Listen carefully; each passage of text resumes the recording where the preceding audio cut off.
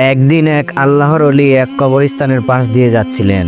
তখন তিনি দেখতে পেলেন কবরের ভেতর থেকে ধোঁয়া বের হচ্ছে এবং কবর থেকে কান্নাকাটির আওয়াজ বেশি আসছে।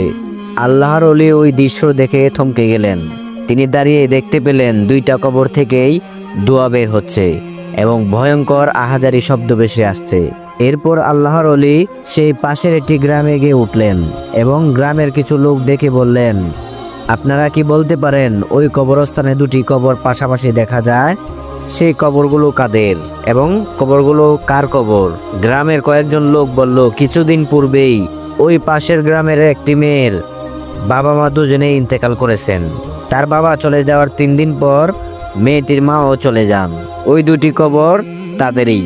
আল্লাহর ওলি তখন বলল, আপনারা আমাকে ওই মেয়েটির নাম এবং ঠিকানা দিন, আমি মেয়েটির সাথে দেখা করতে চাই। লোকেরা তখন বলল, হুজুর, আপনি এসব কি বলছেন? আপনি কি জানেন কে সেই মেয়ে? সেই মেয়েটি হলো গ্রামের একজন বিখ্যাত নষ্টা মেয়ে। সে দিনের বেলা হলে সারাদিন ঘুমায় আর রাতের বেলা হলে সারা রাত পরপুরুষের সঙ্গে কাটিয়ে বাজে কাজে লিপ্ত হয়। মেয়েটি দেখতে অনেক সুন্দরী, তাই অনেক দূর দূরান্ত থেকে পুরুষ লোক এসে মেয়েটির সাথে রাত কাটায় এবং মিলিত হয়। হুজুর, আপনাকে দেখতে তো একজন আল্লাহর বুজুর্গ ব্যক্তি মনে হচ্ছে, আপনি কেন ওই নষ্টা মেয়ের সাথে দেখা করতে চাচ্ছেন? আল্লাহর ওলি তখন বলল, মেয়েটি যাই হোক না কেন, আমাকে যে তার সঙ্গে দেখা করতেই হবে। আপনারা বলুন, আমি কিভাবে মেয়েটির বাড়ি পর্যন্ত যেতে পারি? তখন গ্রামের আরেক দল লোক বলল, হুজুর, আমরা বুঝতে পারছি না, আপনি সবকিছু জানার পরেও কেন ওই মেয়েটির সঙ্গে দেখা করতে চাচ্ছেন?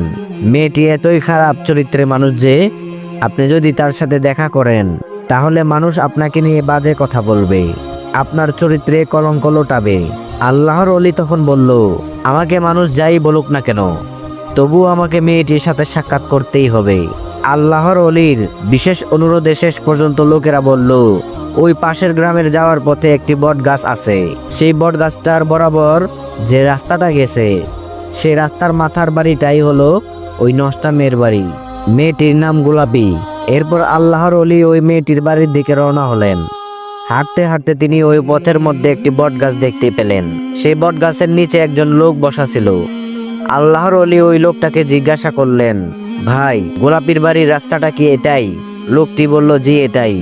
কিন্তু হুজুর, আপনি কেন তার বাড়িতে যাবেন? তার কাছে ভালো কোনো মানুষ যায় না, তাকে সবাই রাতের রানী বলে ডাকে।